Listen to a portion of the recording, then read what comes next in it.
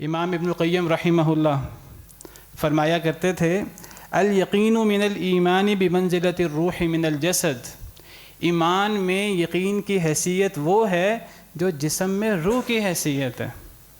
اگر روح جسم کے اندر نہ ہو تو وہ جسم وہ زندہ نہیں ہوتا، وہ میت ہوتا ہے، وہ مردہ ہوتا ہے۔ اگر ایک مومن شخص کے اندر یقین نہیں ہے تو سمجھو ایمان نہیں ہے، روح ہی نہیں ہے اس کے اندر۔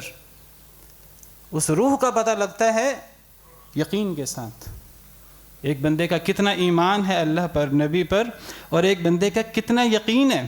اگر دنیا میں کسی کو امامت چاہیے، میں دنیا کی امامت، دنیا کے مقام کی بات نہیں کر رہا، میں دین کے امامت، دین کی سرداری کی بات کر رہا ہوں، جو اللہ تعالیٰ نے سیدنا ابراہیم علیہ السلام کو عطا کی تھی۔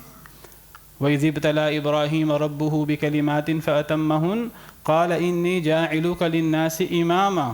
کسی کو اگر امامت چاہیے دین کے اندر، جو دنیا کی بھی امامت ہے اور آخرت کی بھی امامت ہے، تو وہ صبر اور یقین سے ملتی ہے۔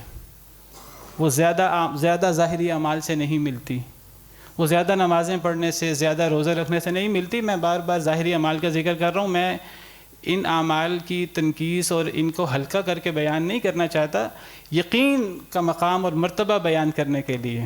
اگر یقین نہیں ہے تو ظاہری اعمال کا وہ فائدہ نہیں ہے جو یقین کے ساتھ عمل کرنے کا فائدہ ہوتا ہے۔ اللہ تعالیٰ قرآن کریم میں فرماتے ہیں وَجَعَلْنَاهُمْ أَئِمَّةً يَهْدُونَ بِأَمْرِنَا لَمَّا صَبَرُوا وَكَانُوا بِآيَاتِنَا يُوقِنُونَ، کہ ہم نے انہیں دنیا کے امام بنا دیا، ہم نے انہیں امام بنا دیا۔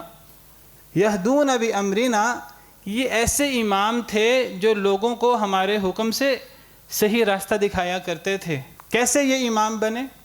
اللہ نے انہیں یہ امامت اور سرداری اور مقام کیسے عطا کیا؟ لما صبروا وكانوا بآیاتنا یوقنون، جب انہوں نے صبر کیا اور وہ ہماری آیتوں پر یقین رکھتے تھے، انہیں یہ مقام اور مرتبہ صبر اور یقین کی بنا پر حاصل ہوا۔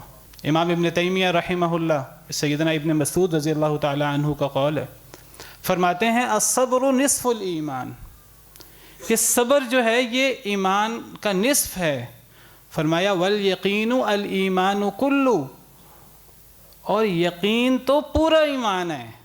صبر آدھا ایمان ہے تو یقین پورا ایمان ہے۔